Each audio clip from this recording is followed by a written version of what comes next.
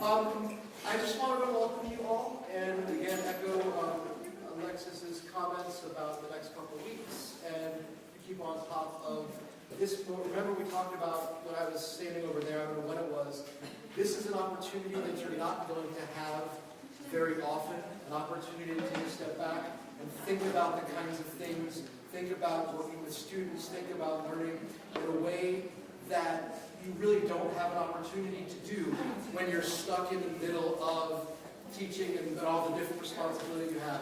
So while this is some additional work being asked of you, also think about it as an opportunity for you to think about the kinds of things and the career trajectory you're on and the important kinds of work that you're doing. You really, and you can ask any faculty you work with, we don't get enough time to do that in our professional life. So please take advantage of that.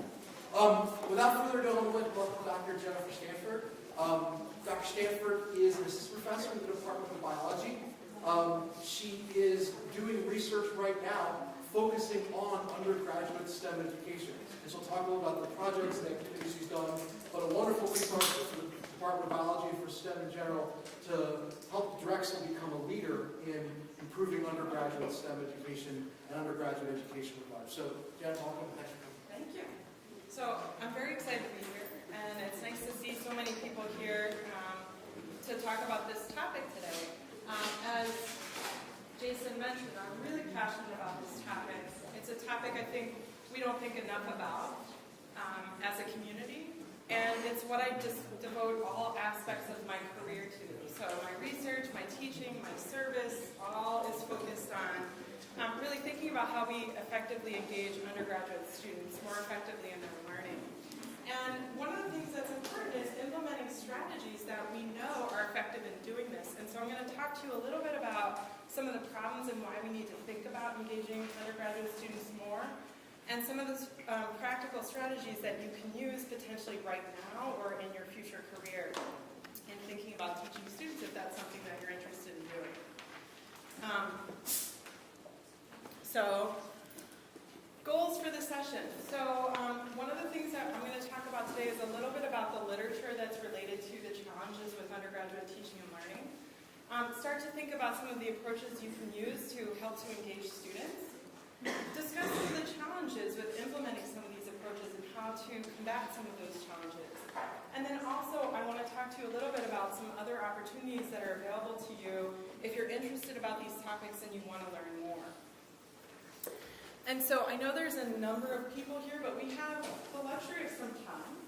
And so I thought I'd start with you guys, hearing a little bit more about who you are, what your discipline of study is, how you're engaging in teaching at Drexel, and what brought you to this session today. So can I start over here? Would you introduce yourself and sort of speak about what your discipline is and how you're engaging in teaching, why you're here today?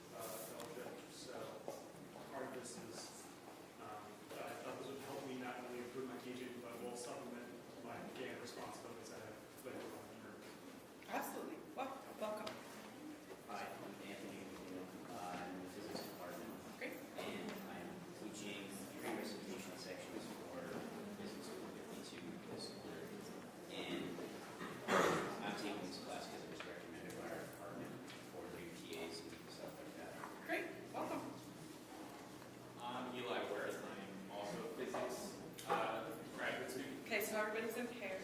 Yes. Okay. All right. I do a TA session for physical science for design, which is basically teaching physics for graphic design students.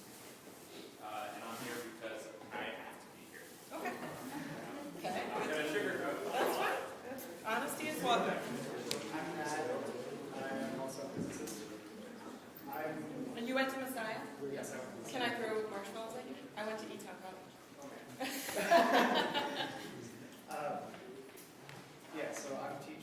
sections of recitation for Physics 1 and 2, which is Physics 2 for engineers.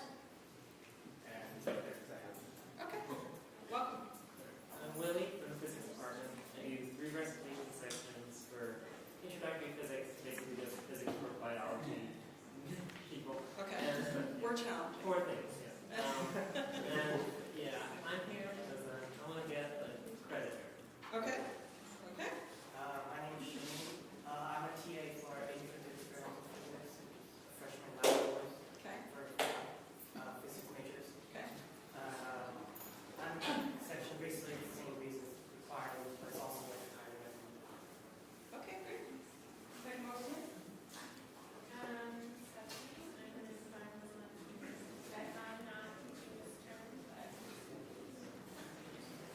Great. Hi. Hi, I'm Brandon. I'm a chemical engineering major. I'm teaching, or I'm grading this quarter because it's part of my contract, Okay. and I came here for the pieces today. Okay. Hi. Hi, I'm Don. I'm from the chemical engineering department. I'm only grading homeworks right now, and I'm here. Okay.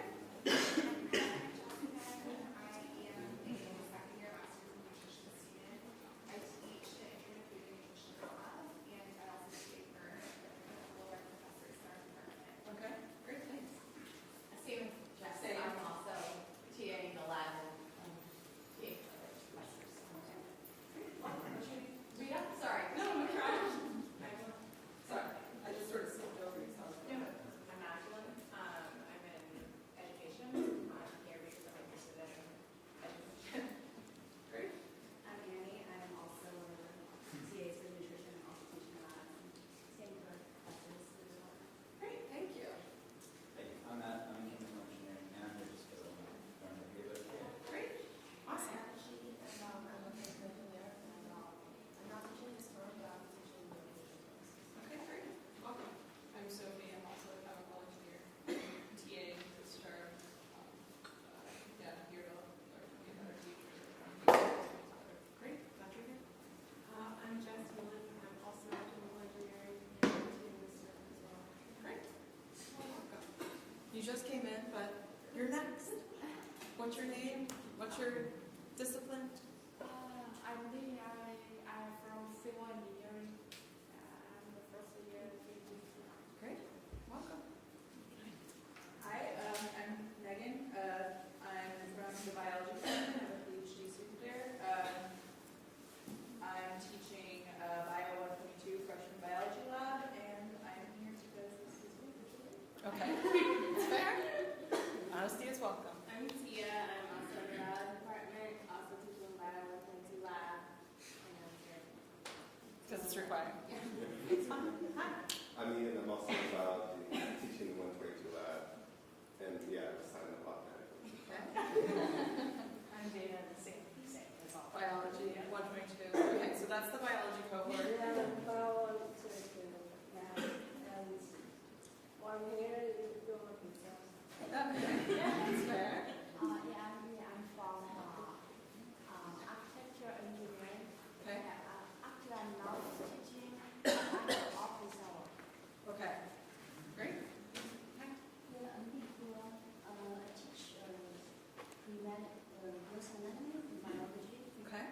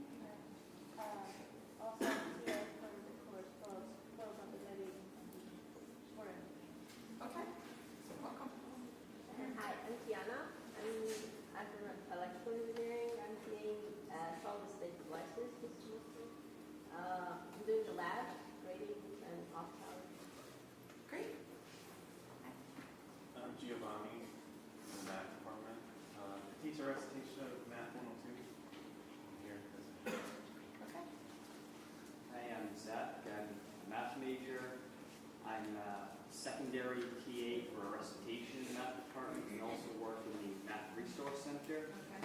and I'm here because it's required. Okay. Welcome. I am first year math PhD. I'm going to teach this term on tutoring duties in the math resource. Okay. Great. Welcome.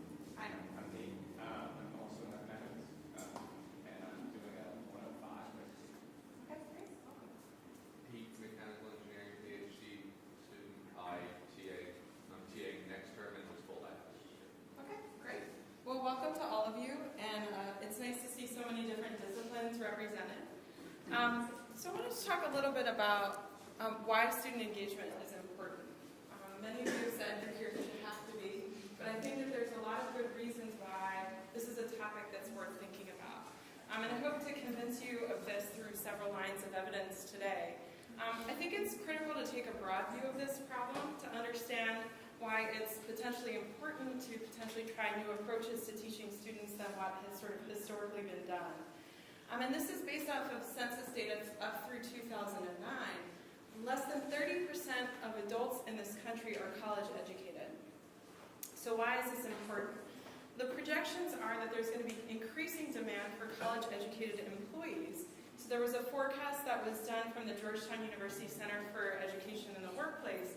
And in that study, it was projected that 63% of job openings would require at least some education.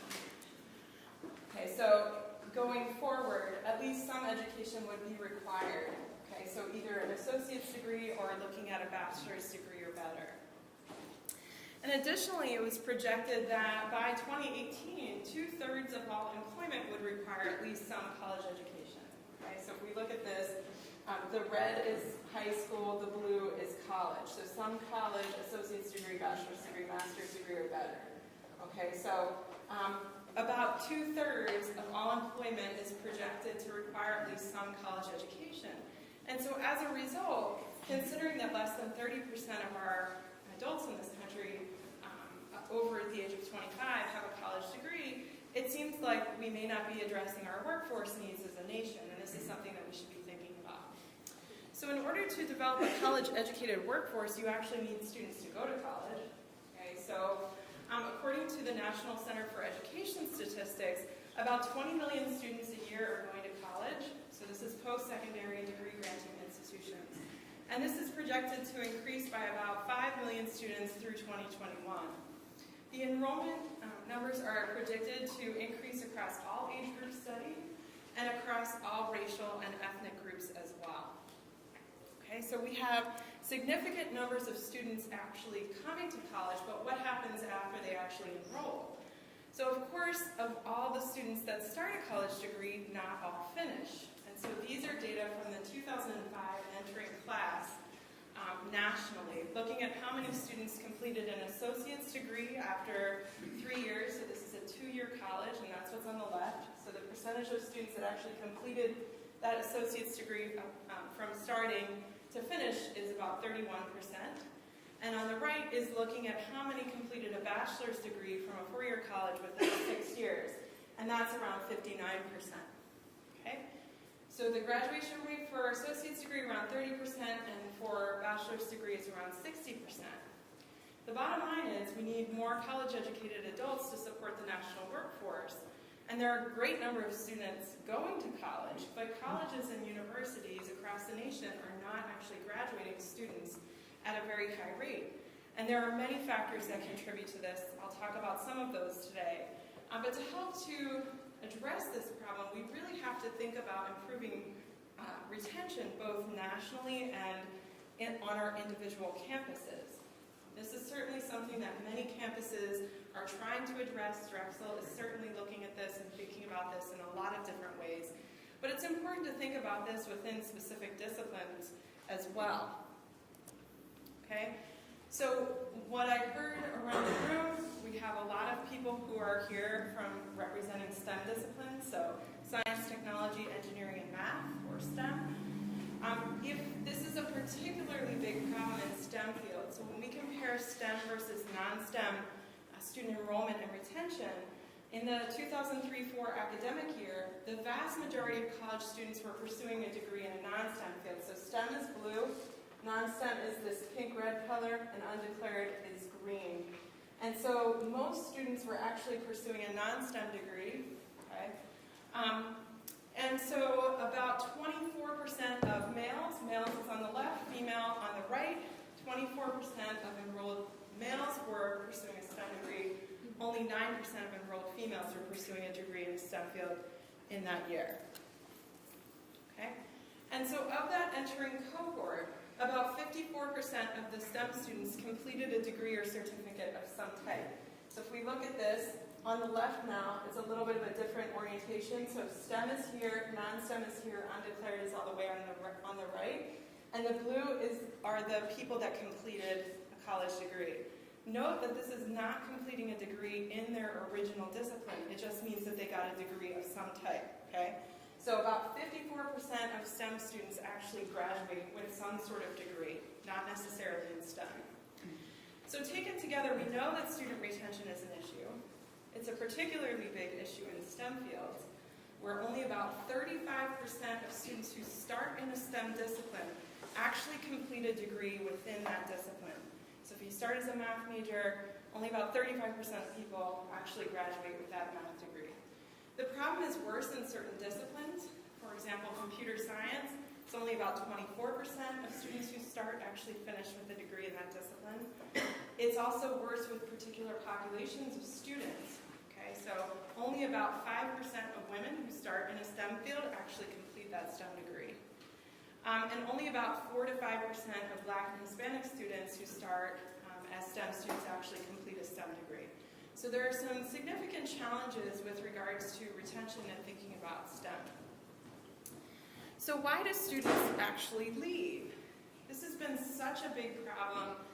It's been a problem of focus in STEM fields and STEM education for a long time. And there have been studies to understand why students leave STEM fields, specifically thinking about STEM. And so one of these studies was a large 3-year, 7-campus study. This study is currently being repeated. It was done about 20 years ago.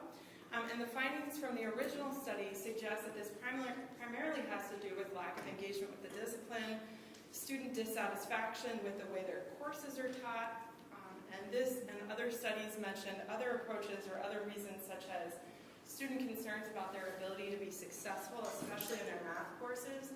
Some students feel like they can't achieve what's necessary for success in the discipline as a whole. And there's other things that are reasons that many people decide not to stay in college. They don't feel a connection with other people at that particular institution. They can't afford to continue with their education. So these are all things that we are thinking about at Drexel, but what I would like to focus on today is the dissatisfaction that many students feel with teaching in their classroom environment. And so one of the approaches that's been suggested to improve retention is changing our approach to teaching in the undergraduate classrooms to incorporate more active learning, okay? So what I want you to do is turn to your neighbor, and I'm going to give you 2 minutes to talk about what you think active learning is. Okay. So,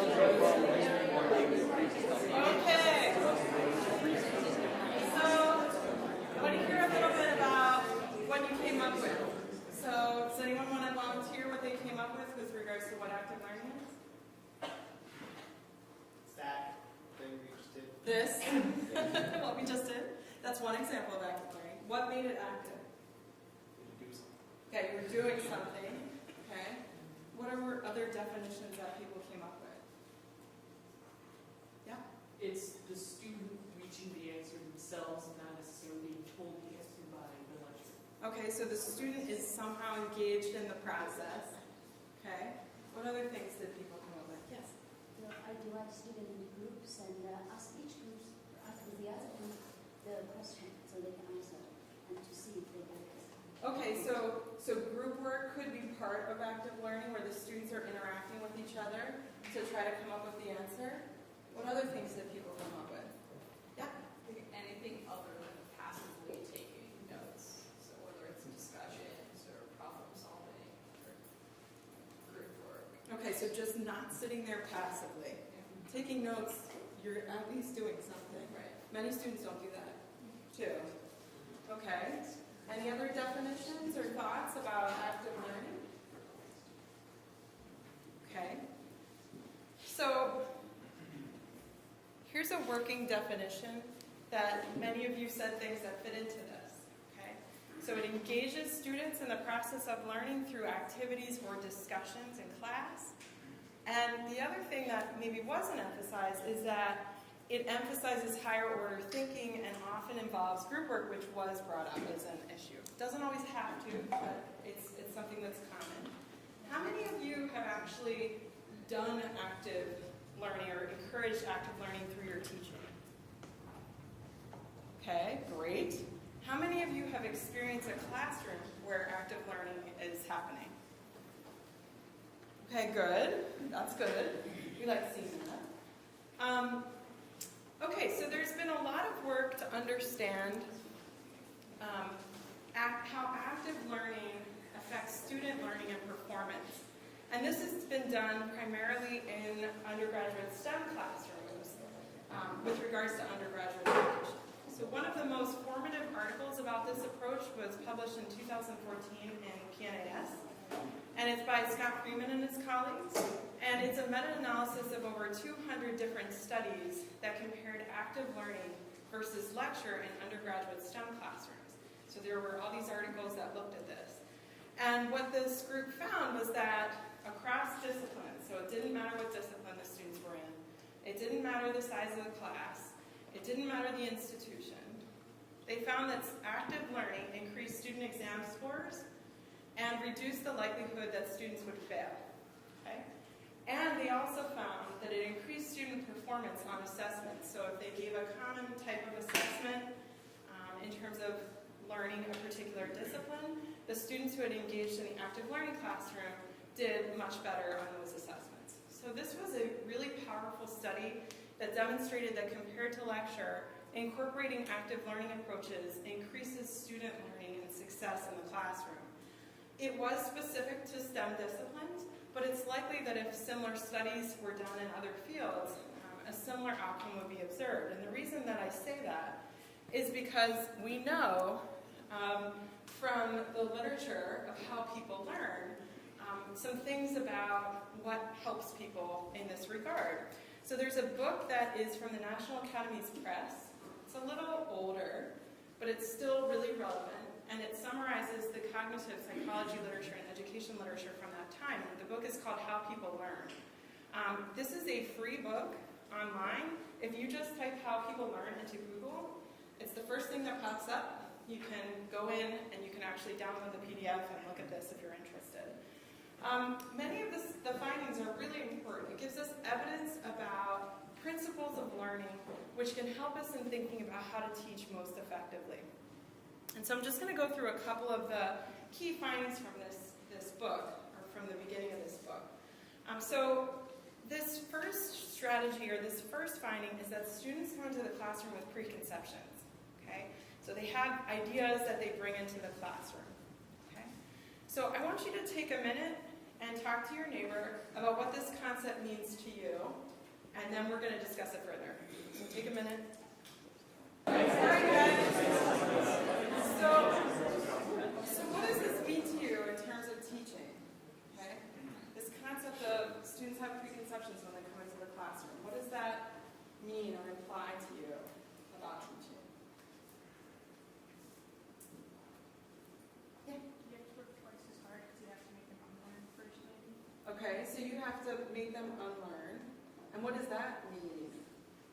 They have to recognize that the previous thought was not correct and actually understand that the previous thought was not correct so they can replace it with the one correct thought. Okay, so they have to recognize that they have some preconceptions that may not be correct. What about you as the teacher? Probably you will have some preconceptions that may not be correct. You might have preconceptions, but you also probably need to know something about their preconceptions to be able to help them figure that out, right? What else? What other things did people come up with? Has anybody tried to address this in the classroom? Yeah, I teach physics in 7th school. When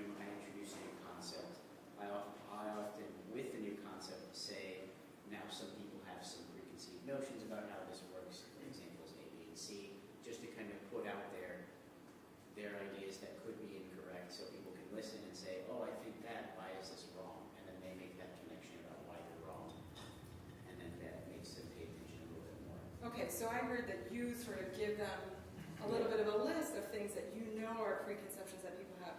Does that come from you having taught this subject for a while, or does it come from another? It comes from both me teaching and as well as my initial preconceptions about certain topics. So Do you ever tell them that? Yeah. Okay. I had to learn physics once. Yeah. So. Yeah, I mean, that's very helpful sometimes for students to realize that, you know, it's not just them, that other people have these preconceptions and that, you know, you can get through this and learn other things. So if you don't know what students know and don't know before you start teaching them, you may not be able to effectively engage them in their learning. So if you're teaching here and they're here, well, that's one issue. Or if you're teaching here and they're here, that's another issue. So that's something that we'll talk a little bit about. Okay, so a second key finding is that in order to develop competence, okay, to really understand a particular area, a student has to have a foundation, a deep foundation of factual knowledge, understand those facts in the context of a framework, and be able to organize that knowledge. So what does that mean in terms of teaching? What do you have to do as a teacher to allow students to get there? Talk with your neighbor. We'll come back to this in a second.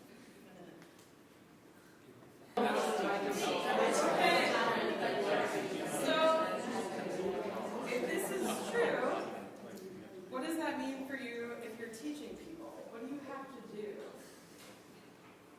What were you guys talking about in your groups?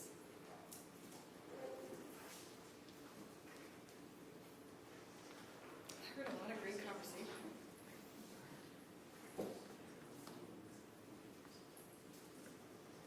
We were talking about, first you would give them just like facts about it so that they can like have a first like experience with the knowledge or the concept that you're trying to teach them.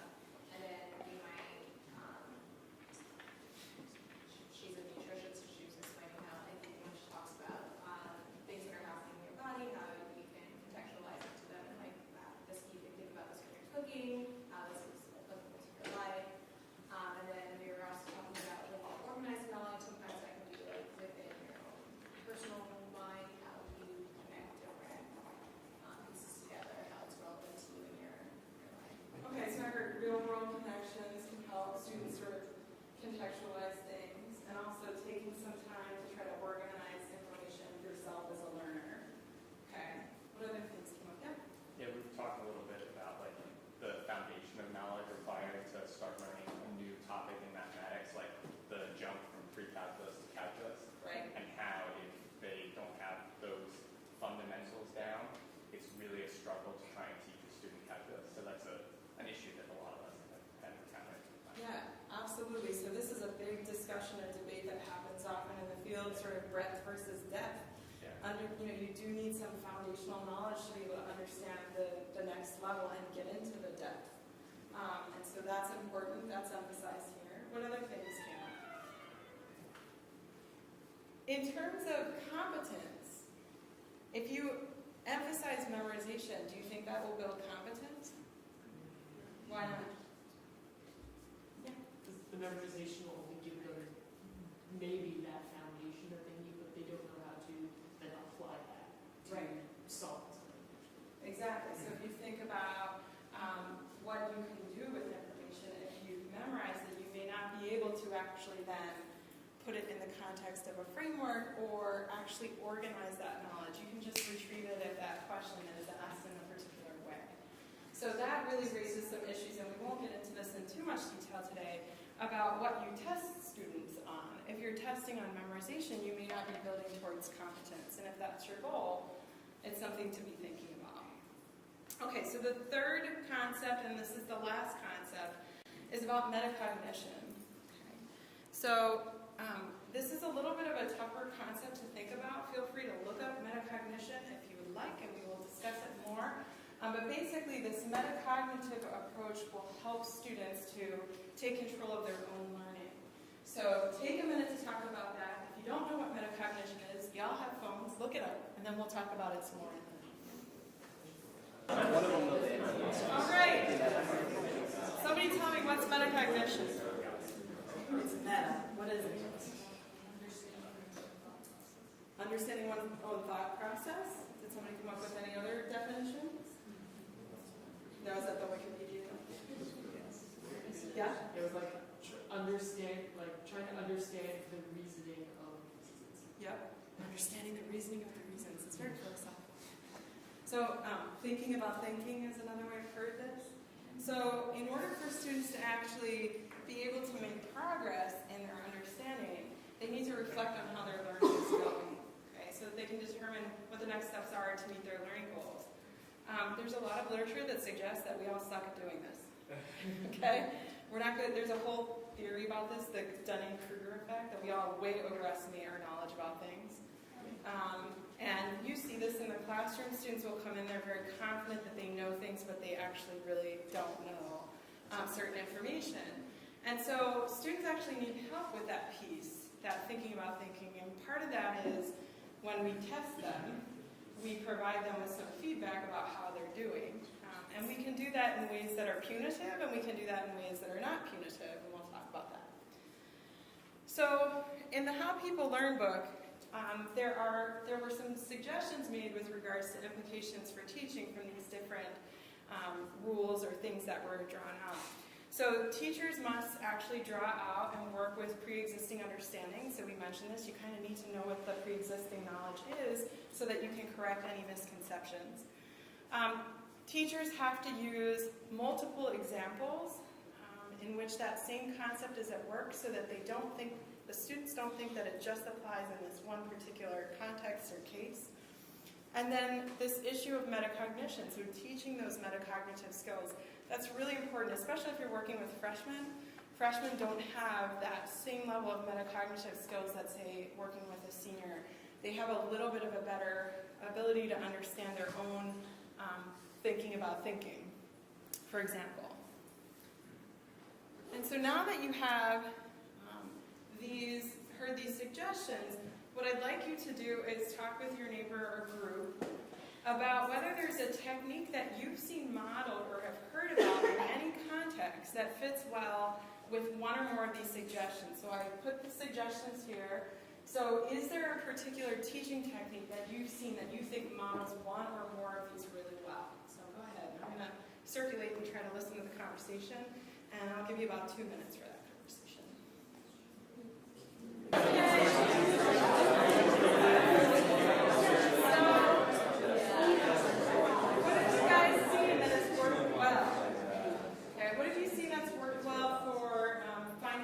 Pre-existing understanding.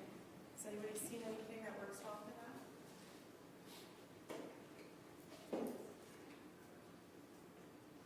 Do like surveys at the beginning of the quarter, like how many of you have had a course in this subject in the past? Kind of gauge your class and see how familiar overall it is. Okay, so like a pre-test or a pre-survey to ask questions about what people know already? Yeah. Yep, that's what we're going for. Same idea. Any other ideas with regards to this? You could do it online, you could do it on paper, you could do clicker type questions, which we'll talk about later in class, so people can sort of see in real time what the response is. What about providing many examples? So obviously you can provide many examples, but has anybody seen a particular teaching technique that's really good for this? I mean, one of my professors in my undergrad, he was renowned for giving out ludicrous amounts of homework, but because you did the same conceptual problem like 20 times in 1 week, like you learned. Okay. So do more work. Yeah. Okay. At the class, it's a flip class. Mm-hmm. Really awesome because Can you explain what a flip class is? yeah. So a flip class is where like the lecture material is online that you in your own time go watch, and then in the classroom it's just all basically discussion groups where you're talking about different questions and doing examples.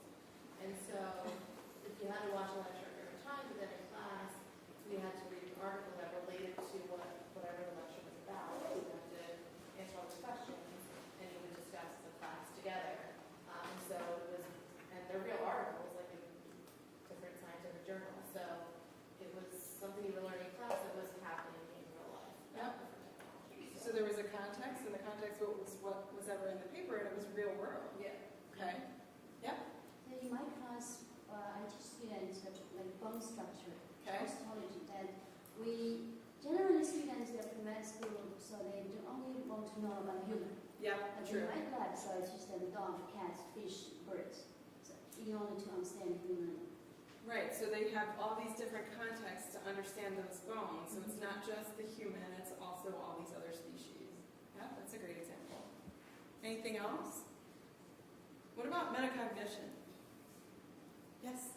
The thing that I think about, especially in our field, is how to teach someone to solve a problem, and so how to teach them to think about the problem as they read it. And so I really hate when professors lecture from PowerPoints for solving physics problems, because I think it's better to solve it in real time when you can say, okay, I have this number, what do I need to call it something, and that sort of shows the students the thought process behind the solution, not just the solution of the problem.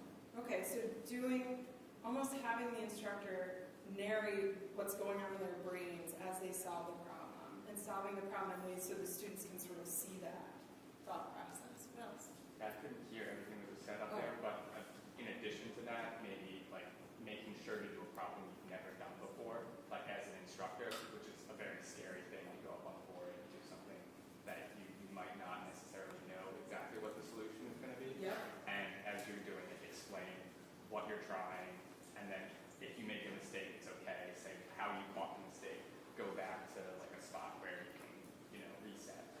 I'm glad you said it's okay to make a mistake, because the scary thing is the making a mistake part in front of the room. We all make mistakes, and it's okay to be human. It's okay to be human as an instructor. I think that the key thing is you can make the mistake and you show people how you correct the mistake. And I think that really helps people with the metacognitive process and with really realizing that that's okay in their own work to have that experience. Okay, so in addition to thinking about implications for teaching, there's some implications for the classroom environment. So as a TA or a tutor or a grader, you probably don't have a huge amount of control over this because it's dictated by the person who's organizing and instructing the class. So this is food for thought for your own interactions with students and in any context where you're actually designing a learning environment for students. That could be in mentoring a student or tutoring, it could be in leading a recitation session, it could be in teaching a course that you design, for example. So a big key point is that schools or classrooms should be learner-centered. So instead of the focus being on the lecturer, the focus should be on students and student learning. The second point is that you have to think about what you're teaching, why you're teaching it, and what competence or mastery is going to look like. So a lot of times people get a book and they're like, okay, I'm supposed to teach from this book and I'm going to teach everything in this book and we're done. But you can't teach everything in the book, so you have to think about which points are the most important and why those are important for students to learn. Okay? A couple more points. You need to, or you should, assess students regularly. So there are two types of assessments, formative assessments and summative assessment. Summative assessment is like the final exam. It's the summation assessment of a bunch of things that you taught the student. Formative assessments are assessments that happen sort of periodically in an ongoing fashion to help students with their learning.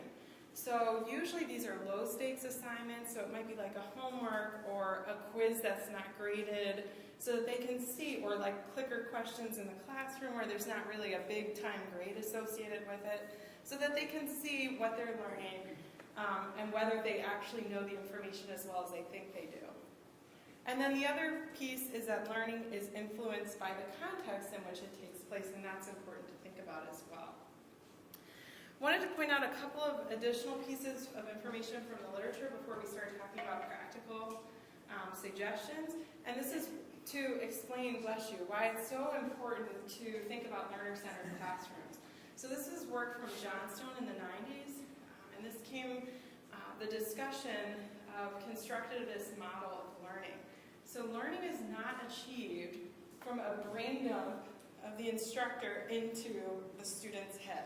That's what the students want, right? They want us to stand up there and just like dump information into their heads, and they remember it, and we're good. but this is what usually happens, okay?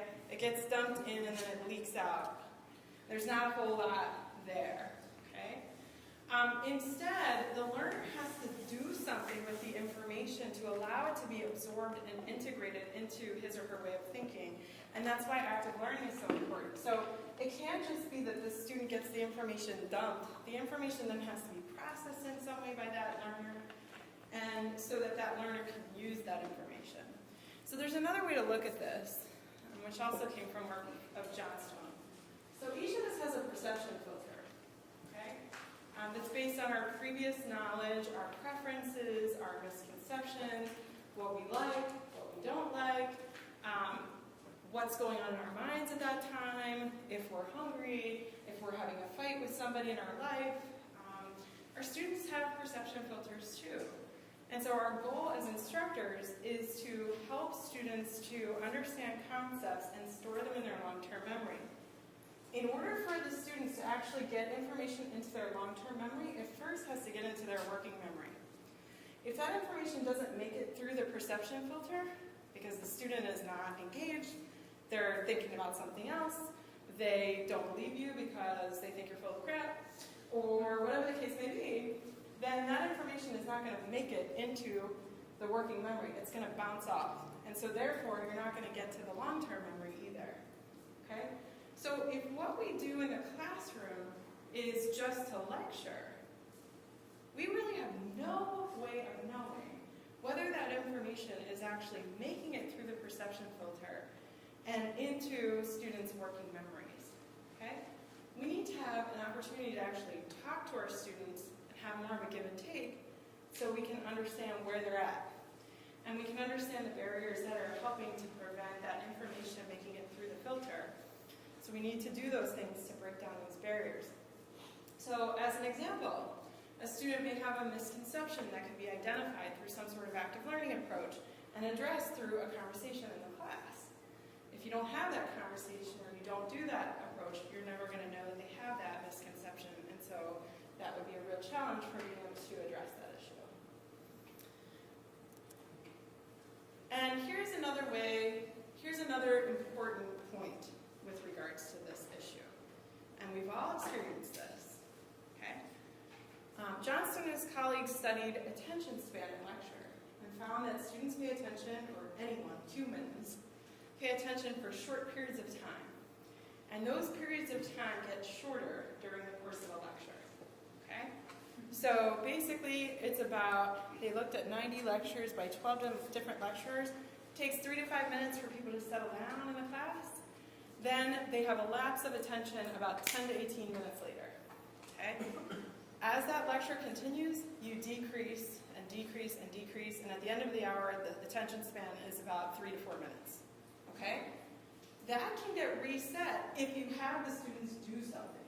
Get up, talk to each other, whatever the case may be. You reset that attention span back to the 10 to 18 minutes. And so one of the implications of this is you probably shouldn't talk for more than 15 minutes at a time because you've lost your room. You've lost everybody in the room at some point. Okay? All right. So, I want you to take 1 minute and write down what the most important thing you think you've learned so far today is. All right. So, I'll collect those at the end. I want to transition to, now we've talked about theory for a little while, I want to transition to talking about some practical things you can do. Some specific strategies to help you sort of incorporate some of this theory into your own work. So I'm going to talk about some specific things. There are many others. These are some simple things that you can start thinking about. Some of these were highlighted in a recent article from Kim Tanner. So we're going to talk about open-ended questions, how to encourage student response, how to elicit feedback or assess student understanding. We're going to talk a little bit about small group work, and then more broadly, we're going to think about helping students to engage and dealing with student concerns.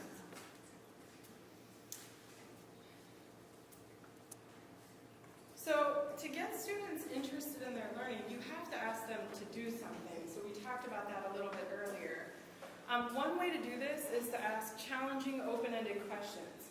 Okay, these have to be questions that require thought. You know, if you ask them what 2 plus 2 is, they're not going to engage. They're not going to be interested. In fact, they'll be annoyed. Because basically you're sending a message that you don't think that they're capable of knowing that right off the bat. Okay, so it has to be challenging. There have to be multiple possible responses to stimulate discussion. And these questions need to be related to what they're learning, obviously, to encourage the students to see the relevance and why they should even think about this. These questions can be asked in a large variety of different ways and contexts. I'm going to talk about a few ways to do this so that you have some specific suggestions or approaches that you can think about.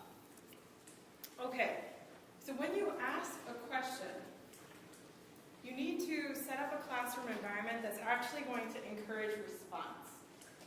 Okay, so some of the things that you need to think about is how long do you wait after you pose a question before you actually help them out in some way. An approach to help with this, which I'm going to talk about, is think, pair, share. And you also have to think about the feedback that you give to students. So some types of feedback will actually shut down conversation, and that's something that you want to try to avoid. Okay, so one thing to help is to think about wait time. Okay, about how long do you usually wait if you're teaching in a classroom? About how long do you wait until you jump in to help the students? 10 or 15 seconds. Do people wait longer than that? No one waits longer than that? I wait longer than that. You wait longer? Okay. Anyone doesn't wait 10 seconds? Okay. What effect does it have if you answer the question for the students after about 10 seconds?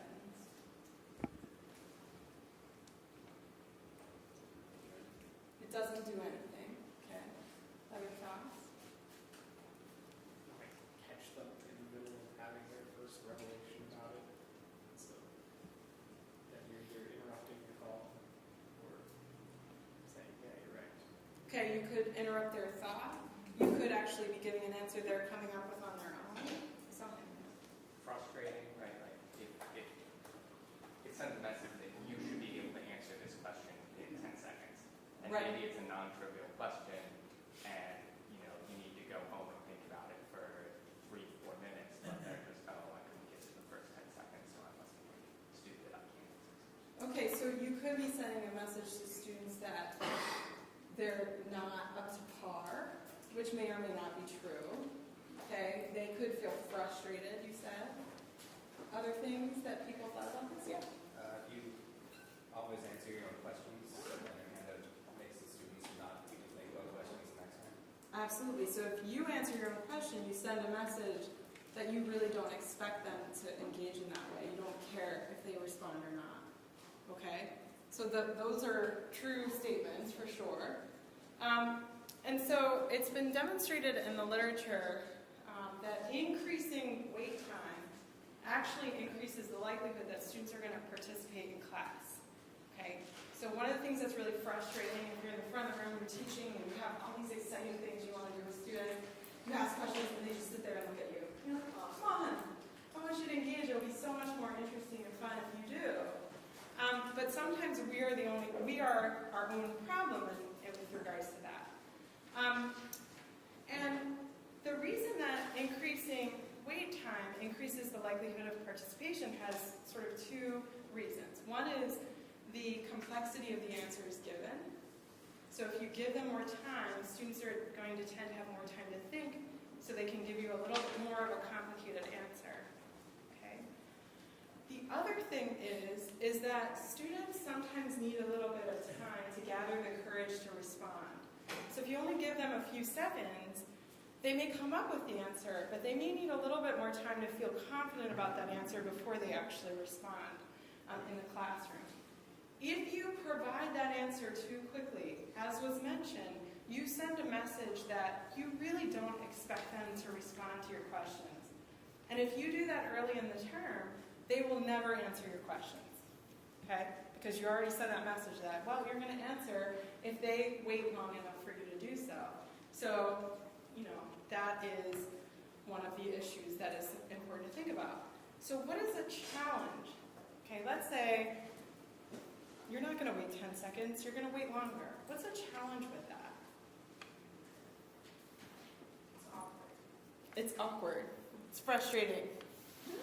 Okay, you stand in the front of the room for, are you going to stand there for 10 minutes? Are you going to stand there for an hour? Right? Many instructors have a really hard time with this. Silence is a problem for them. Okay? The other thing that people worry about sometimes is losing control of their classroom. Okay? And so there's a strategy that sometimes helps with this. You can ask the question, if you don't get a response after a certain period of time, it may be because the students actually need a little bit more time to think. And so one of the ways to do this is through think, pair, share. Okay? This is a very simple approach that can be used sort of on the fly with question asking in class. And this is where the instructor asks a question to the class, actually gives the students a minute to think about this by themselves, okay? Share their answer with a neighbor or a group, if they're in groups, and then report out an answer. So we've been doing sort of a modified form of think, pair, share today, where I ask you something, you talk to a neighbor, and then I ask you to report out some responses. Okay, so this is an approach that can allow students to have a little bit of time to think about the questions being posed, come up with their own answer, and so it gives them time to cognitively process. And then the discussion with their neighbor can do a few different things. It can help to clarify. So if they came up with the wrong answer and their neighbor came up with the right answer, they can have a discussion about that, potentially arrive at the correct answer together. It can also help with confidence. Okay, so we've got two people talking to each other, they both came up with the same answer, all of a sudden they feel more confident to respond and interact in that way in class and get feedback from the instructor. So this is a form of active learning. It's very easy to implement. You can implement it in a small classroom environment, in a large classroom environment. Very easy to do on the fly, and it promotes student learning and engagement. Questions about that type of approach?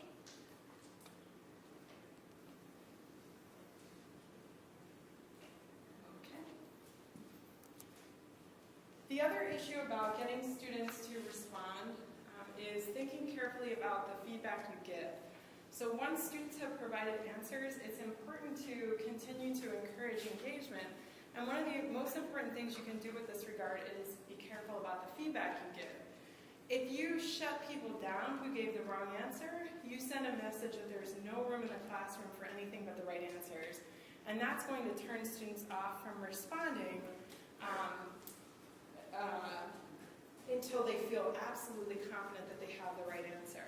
Similarly, if you really reward people for sharing the right idea, you emphasize the importance of being right. So what a good strategy is for this is to try to solicit a number of answers without judgment initially, and then you can build to the right answer with the group. It's not that you never tell what the correct answer is. It's just that you don't say, no, that's wrong. Yes, that's right. Good job. Like, we love the right answer. You kind of get a bunch of answers, try to build consensus. In addition to asking for large group responses to questions, you can also use other approaches to elicit feedback or assess student understanding. So you can use clickers. How many people know what clickers are? Okay, yeah, some of you are using them right now. We'll talk about that more in a minute.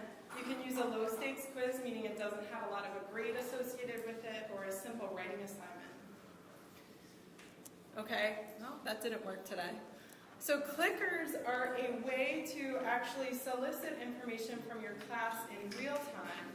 And you can do this to solicit feedback and assess student understanding. How well it works depends on how you use it. You know, it depends on like what kinds of questions you use. Did you use it well? Did you not use it well? This can be helpful for metacognition because it can send in information to the students that they thought they knew it well and they actually didn't.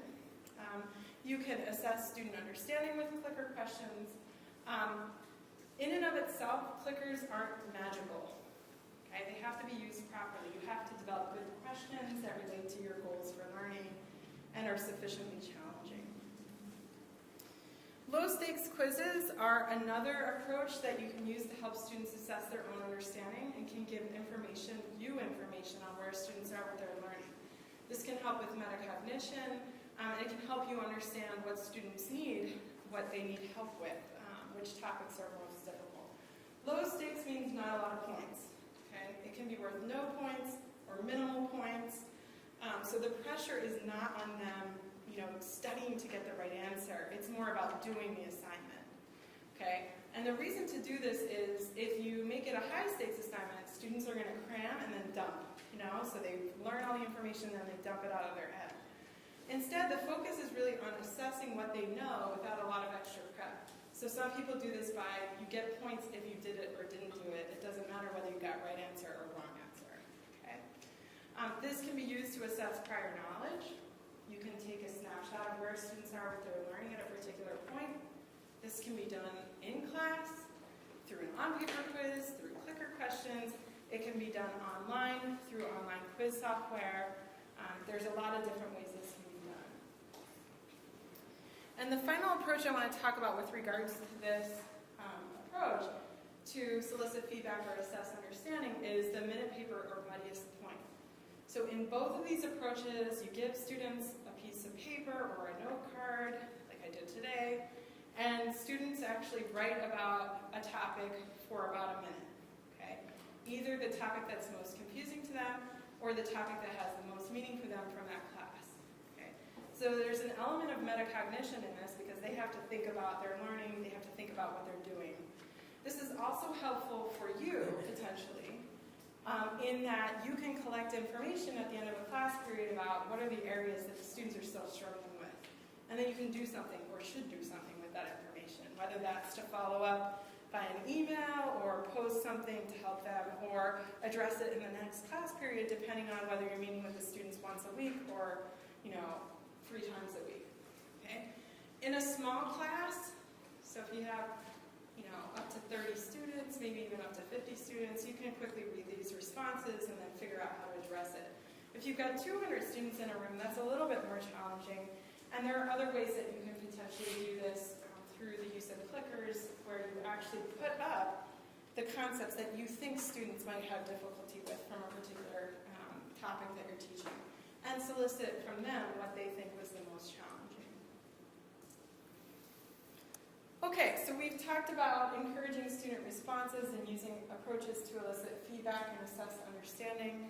Another commonly used approach is small group problem solving, which came up in a couple of different contexts today.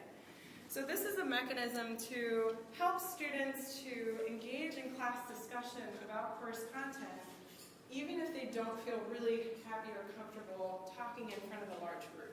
So everybody can participate in the conversation. When you do small group teaching, typically everyone talks on some level. Okay? This approach has been demonstrated to encourage content retention. It's a way of promoting equity in the classroom. So for example, it's been shown to help students who choose not to engage in large class participation to actually engage in discussion and ultimately contribute. This is an issue. There have been a couple of articles published on women in STEM disciplines. In certain STEM disciplines, women tend not to contribute to large class conversations. I was not that woman, and many of you may not be. But from the literature, it is a problem in undergraduate STEM classrooms that women tend not to be the primary participators in a large class discussion. The same is true for underrepresented minority students. However, if you include small group problem solving in the context of a larger classroom environment, that levels the playing field, and both women and underrepresented minority students tend to be more comfortable talking after they had that time to speak in the small groups. Okay, so it's a way to level the playing field. Typically in this format, students are given some sort of problem to work on in a group, or they're given some questions, or a case, something to do. They work together to address those questions or problems or understand that particular case. There's a lot of data to support small group teaching, that it promotes better learning, better retention of information than lecture alone. I wanted to share one of these pieces of evidence with you. This comes from an organic chemistry class. So in Organic Chemistry 1, the students either had a class where they were taught through small group learning or a typical lecture class. And then they went into Organic Chemistry 2. When they went into Organic Chemistry 2, they took a quiz that was written by that Organic Chemistry 2 professor who did not teach Organic Chemistry 1. And the questions were on what the Organic Chemistry 2 teacher thought was most important for students to actually retain from their Organic Chemistry 1 course so that they could do well in Organic Chemistry 2. And so here are our results. Now, these students all passed the Organic Chemistry 1 final less than a month before they took this quiz. Okay? The section that was the lecture section is in green. The section that was the active learning section is in blue. It's listed here as POGL. That's a particular type of teaching approach that's active learning. And what you can see is that 60% of the students from the lecture section didn't retain enough information to remember 0 to 49% of what they were supposed to know to start Organic Chemistry 2. There's a shift when we look at the students who did small group learning. They seem to be able to retain a lot more of the information that they were presented with. And this comes up a lot when we talk about the goals of teaching. You'll often hear instructors discuss, we have to cover this, we have to cover this content. But coverage is not relevant if people aren't going to retain information. Okay, it's really important as instructors that we think about teaching students in ways that they're going to retain information so they can use it in subsequent courses. If you use small group problem solving in your class, in your recitation, if you ever teach a large class in any way, there are a variety of different approaches. I'm going to highlight some places where you can learn more at the end of this session. You could talk about this for a couple of hours at least. This is just to give you a little bit of a taste about some of the things that you can think more about for current and future teaching. If you're going to teach using small group teaching, it's important to think about group size. If the groups get too large, students aren't going to engage effectively. Consider whether you want to construct groups and how to do it. So for example, if you're teaching a diverse group of majors, you might want to mix students by major. That's one example. Or you may want to cohort students by major. So here you guys sort of cohorted yourselves by major or by discipline, and I think that's sometimes helpful in particular contexts. The questions that you use have to be challenging enough that the students want to try to solve the problems, but they have to be appropriate for the student's level. If they're too hard, you can discourage the students from engaging. There are other things to consider, but I'm going to leave that for some future discussions and sessions, and I'll highlight some of those at the end. So as two final teaching strategies, I want to talk to you about how to help students engage, and as part of this, how to deal with student concerns about teaching in ways that are potentially not traditional.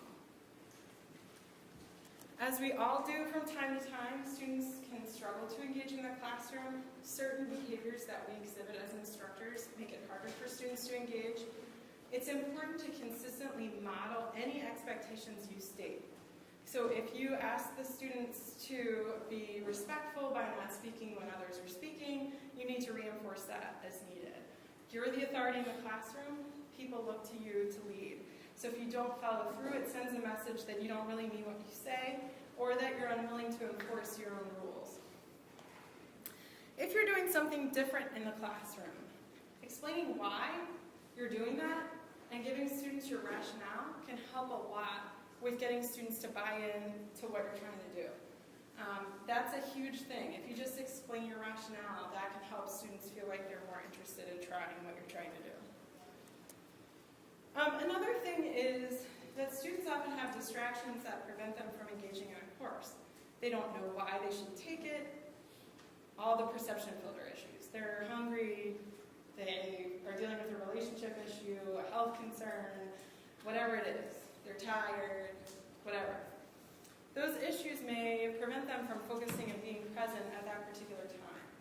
And so to address this, sometimes it's useful to remind students how a course or its content relates to them specifically.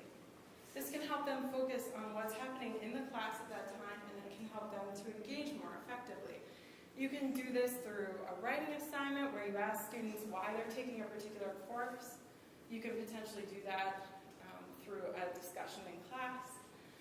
You can ask how it relates to their future career. You can ask them to write down their goals for their course at the beginning of a class session. You can remind them what their goals for the course are and what your goals are, and why that session will be helpful in achieving those goals. You can ask them to think about why they're in class that day, so that 3 to 5 minutes of settling down, they can do that. And that sometimes helps students to focus in and actually engage in the class, because they make that connection that that class and that class session is important for what they want to do in their future. A final way to help with engagement is to actually learn something about your students and why they're there and why they're motivated to be there or why they're not motivated to be there. And this can teach you something about them, and this can potentially help you to make connections with students to either address misconceptions about what a course will entail, or perhaps incorporate their interests into your teaching in some way. So if you find out, so it was mentioned that, all my students are interested in humans, okay? I have that experience too sometimes.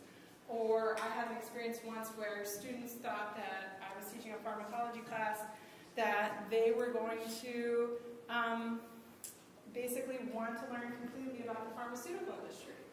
That's not really what the focus of the course was. So learning that helped me to address that misconception at the beginning and say, well, actually, this is what this course is going to be about. So thinking about the examples you use, if you can incorporate an example into the class or a particular learning assignment that is relevant to what they're interested in, that can help as well. One of the other things that's important to consider is student discomfort and how to combat that discomfort. Okay, so we've been talking about active learning, what it is, how important it is, practical suggestions to engage students in this type of learning. What we haven't talked about is student response to active learning. So there's an article from 2011, and it's called Is Active Learning Like Broccoli? And in the article, the authors report that students engaged in active learning definitely have greater retention of content, they have greater engagement, but that doesn't necessarily mean that they like it, okay? And so this is really important to note, okay? And this is often a surprise to instructors. They say, okay, great, active learning is great, the students are going to be engaged, they're going to retain better, they're going to learn so much more, and so they're going to love it. Not necessarily, okay? Learning does not necessarily equal happiness. So if you think about times in your life where you were really learning, like learning to ride a bike, or learning something that was really challenging and difficult, it's not always fun, okay? It's sometimes really challenging and hard. And so it's important to remember that our real goal is not necessarily to make students happy. Now, we shouldn't try to make them miserable. That's not our goal. But it's not necessarily to make them happy, it's to help them learn. And so if students struggle for a little bit to understand something, and they feel unhappy about that in the moment, it's not necessarily a terrible thing. Now, I'm not advocating that you do things like assign a ton of work so that students are unhappy and then they're learning.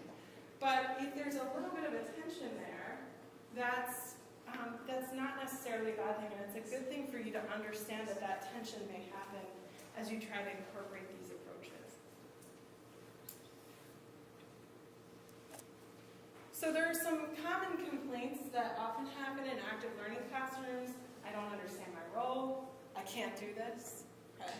I want to learn from somebody that's an expert. I don't want to learn from my peers, the other students in the class. I don't want to work this hard. Okay. The teacher isn't teaching is a common one that you hear. I'm teaching myself everything. Okay, so how do we deal with I don't understand my role in this classroom environment? So talk to your neighbors. How would you address this in an active learning environment? All right. What are some suggestions? How can you deal with this? I don't understand my role. What do you think? how do you deal with this issue? The student says, okay, you're doing small group teaching in the class, and the student says, well, I don't know what I'm supposed to be doing. I don't understand my role. What would you do?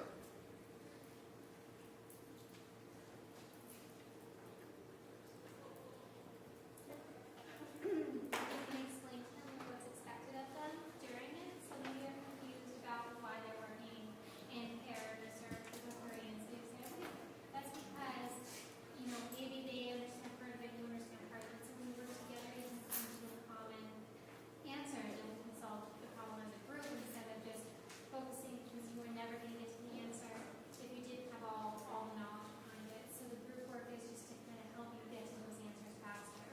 Okay, so provide rationale and expectations for what they're supposed to be doing. What other things came up in your conversations?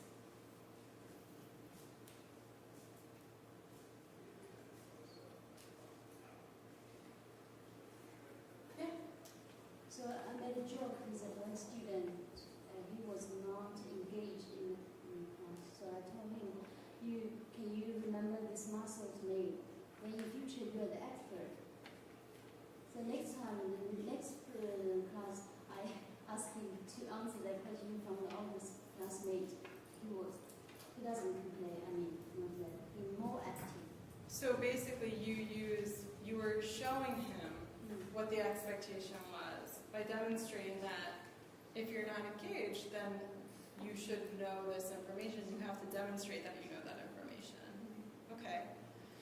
So there are a lot of ways that you can potentially address this, but one way to do this is to provide clear directions on expectations and how to best engage in that part of the class.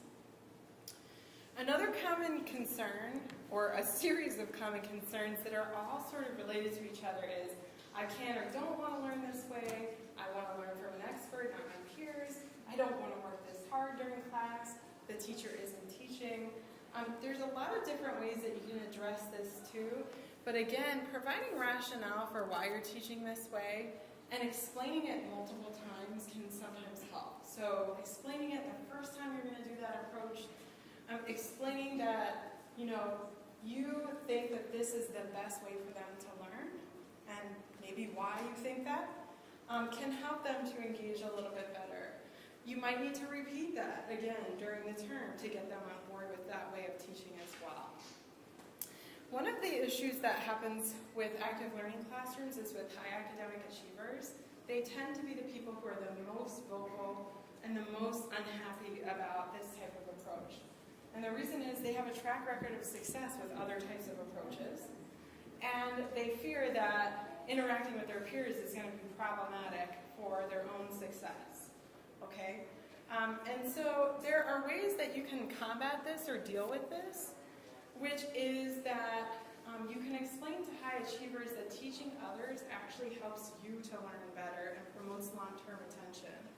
And that can be important for things like entrance exam success, making future coursework easier, success in future jobs, etc.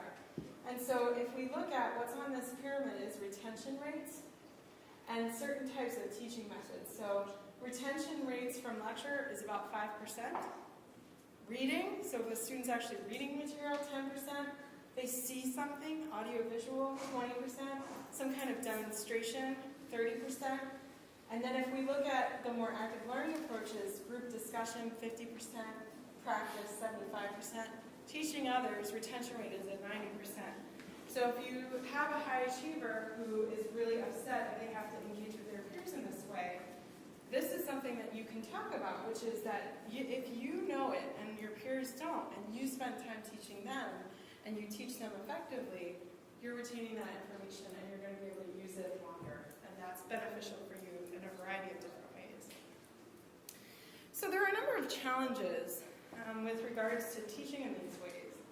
And what I want you guys to do is to think about what you see as the biggest challenges in your teaching, and do you think any of these approaches are going to help you address these challenges, and what else would you like to learn? So I'm going to give you 5 minutes to discuss that as a group, and then we'll come back and talk about what you came up with. So you got 5 minutes. So, what are some of the challenges? What are some of the biggest challenges you guys think you face in teaching? Yep. No one cares about the material, they care about the grade. No one cares about the material, they care about the grade. That's a challenge we think about a lot. What else?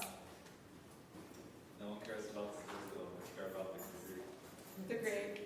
Degree. The degree. So similar. So it's not about the learning, it's about getting the degree. Okay? A lot of times the Bio 22 TAs notice that the students don't have like an in-depth background on what they're doing.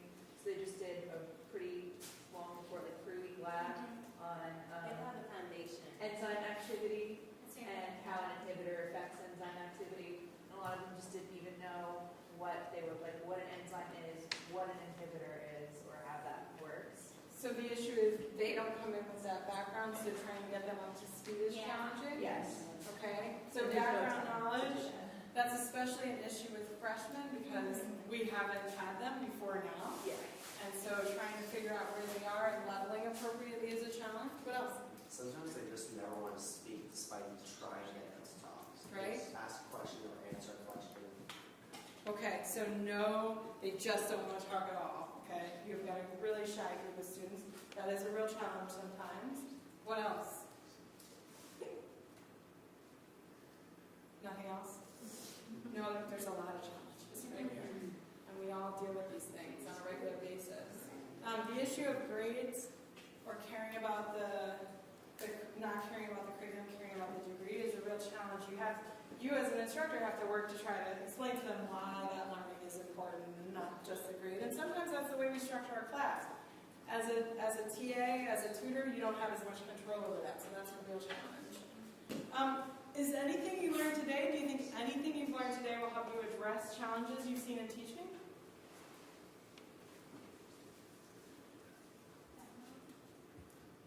Can you elaborate? Is there something specific that you thought? I saw you shaking your head. And you said that. Yeah, I guess sort of stuff that like weeding them out. Because it's easier to just tell them stuff, but they're not going to remember it in 2 minutes. Okay, so waiting to get them to respond. You said definitely. I would say not lecturing because I mean it's true in my own classes almost I can't stand it when I do dread. So I'm not going to lecture like that either. I'm not going to stand there for 35 minutes and talk and then want them to do something in the last 15 minutes. Right. So breaking it up and maybe do a little bit, talk about the background, then let them answer the questions. And they're probably more likely to be engaged because they just heard that information a minute ago. Right. Okay, so breaking up lectures so that maybe you do a little lecturing, but then you have an activity of some type. Anything else? Yep. I like the pyramid, the retention rate about the group discussion, like 90% they can remember or they improve. That is very good. Yeah, absolutely. So seeing that data to say some of these approaches are not leading to retention of information. Okay. Is there something specific you guys would like to learn more about? Not right now, but at some point.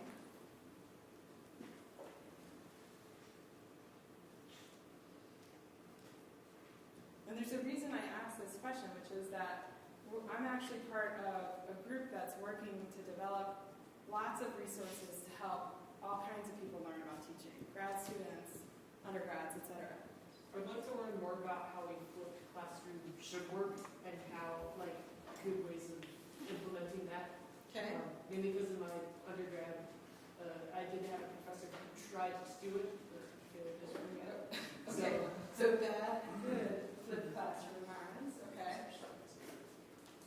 What else? Other topics? Yeah. How to deal with kids on either end of the bell curve, both in terms of learning and like their knowledge, but also like attitudes. Because you get like the really type A kids that ask like a bajillion questions, and it's great for them, but it's not great for the rest of the class. Or maybe you've got a kid who just does not care, and they don't care, and they don't care if you know they don't care, and maybe they're going to get mouthy. But like, how do you deal with that? Okay, so classroom management. Yeah. And then I also heard you talk about high achieving students versus students that are struggling. But it's like easy to deal with the ones in the middle, but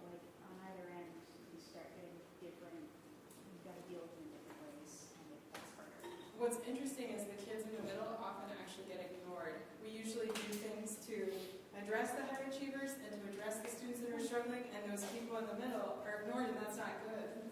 Because we need to think about making sure they're having a good learning experience also.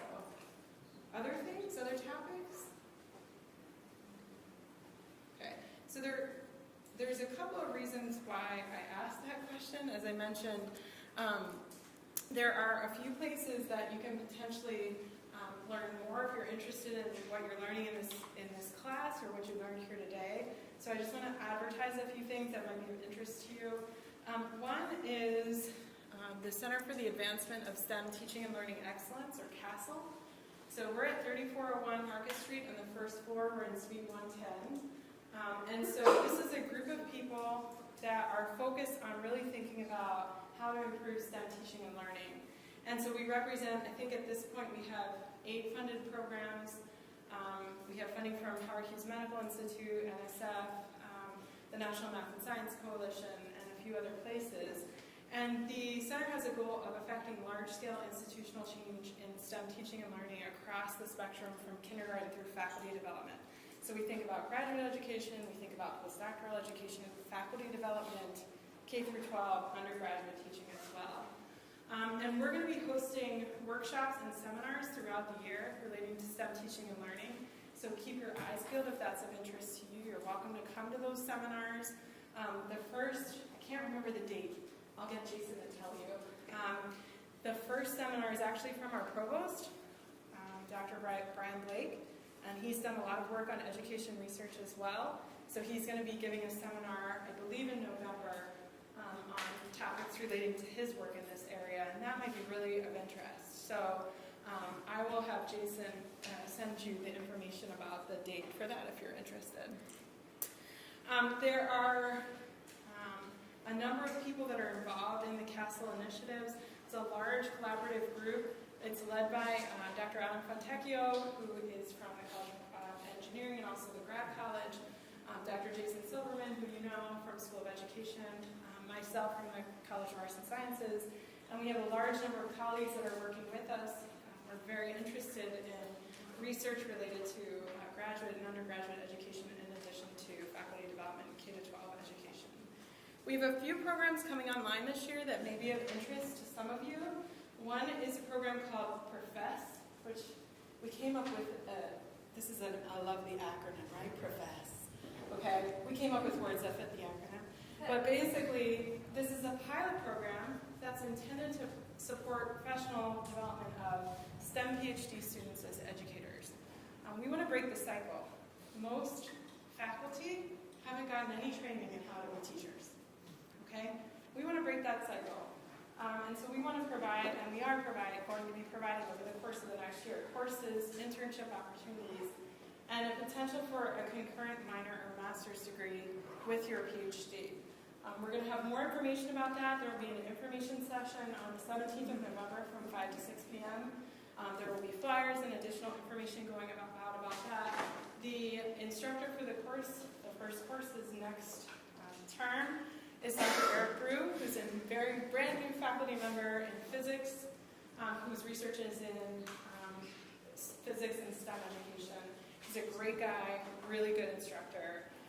It should be a terrific course.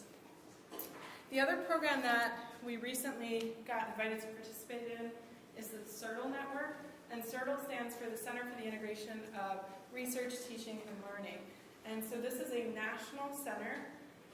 There are 46 institutions from across the country that are part of this center. Drexel is one. And they're basically this center, this group of 46 institutions, all care about this idea of helping STEM graduate students learn how to teach. Okay? So there will be a host of resources available through the network that we are part of. So you will have access within the course of the next year and beyond to MOOCs, online workshops, information about these topics. And so if you're interested, you can let me or Dr. Silverman know. I'm happy to give you my card. And we encourage you to participate in these things and tell your friends and others that may be interested to participate. Any questions? Thank you. Have a good night. If you did not I'll leave it up here.